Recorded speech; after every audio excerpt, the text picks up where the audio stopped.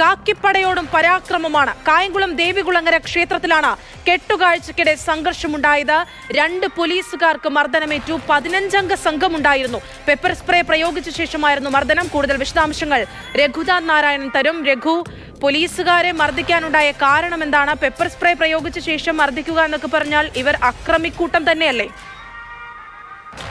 അനുശ്വര, ഇന്ന് മീനമാസത്തിലെ അശ്വതിയാണ്. ഈ പ്രദേശത്തെ ദേവീക്ഷേത്രങ്ങളിലൊക്കെ കെട്ടുകാഴ്ചകൾ സമർപ്പിക്കാറുണ്ട്. അപ്പോൾ ഈ കെട്ടുകാഴ്ചകൾ കടന്നു വരുമ്പോൾ ഈ വൈദ്യുതി കമ്പിയിൽ തട്ടാതിരിക്കാൻ വേണ്ടി വൈദ്യുതി വിച്ഛേദിക്കാറുണ്ട്, കണക്ഷൻ റദ്ദാക്കാറുണ്ട്.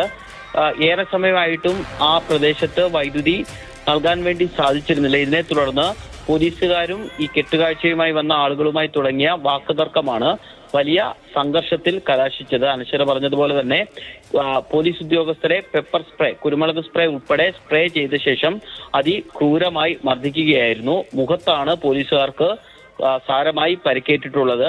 3 പേരെ ആശുപത്രിയിൽ പ്രവേശിപ്പിച്ചു. ഒരാളെ വിദഗ്ധ ചികിത്സയ്ക്കായി തിരുവല്ലയിലെ സ്വകാര്യ മെഡിക്കൽ കോളേജ് ആശുപത്രിയിലേക്ക് മാറ്റിയിട്ടുണ്ട്. സംഭവവുമായി ബന്ധപ്പെട്ട് ഒരാളെ അറസ്റ്റ് ചെയ്തിട്ടുണ്ട് എന്നാണ് നമുക്ക് ലഭിക്കുന്ന വിവരം.